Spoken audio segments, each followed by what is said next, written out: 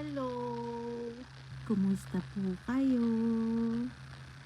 Ito na naman po ako, nakikibalita lang po kung ano okay po ba kayo lahat dyan. Ay nako, Tinatamad po kasi ako ngayon. Hindi ko alam kung anong gagawin ko, kung ano sisimulan ko. Kasi napakalamig talaga dito sa Japan. Kahit na, excuse me, pumuputok-putok pa yung aking lalamunan. Grabe diba?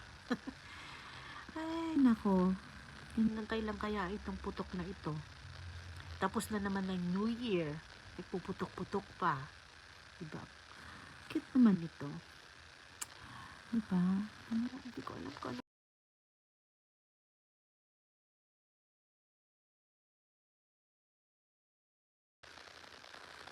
Ayan, mayroong nag-interrupt. Sa aking pag-video. Alam niyo po, ano gagawin ko?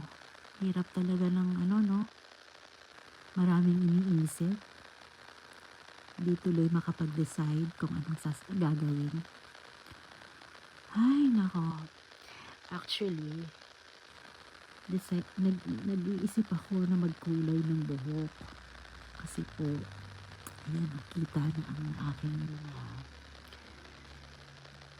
mga sumpa. Kaya, magkukulay ba ako o hindi ako magkukulay? Ang hirap Kasi pabanlawan mo pa. tapos, mag-aantay ka pa ng Katagal pa. Pagkatapos, pabanlawan mo ulit. Oh my goodness. Ay nako, hindi ko tuloy magawa yung ginagawa kong magbabanlaw ako. Tapos after kong magbanlaw, ano naman ako, botox naman ako. Ay, nako, kaya lang parang hindi ko feel kasi. Ang hirap-hirap naman. Gumalaw. Sana may kasama akong tagalagay ng tagaan ng ano. Nakakatamad na kasing lumabas. Yun na, nagtitipid Tayo, kaya tayo na lang sa sarili natin ang nag-aano ng ating mga buhok.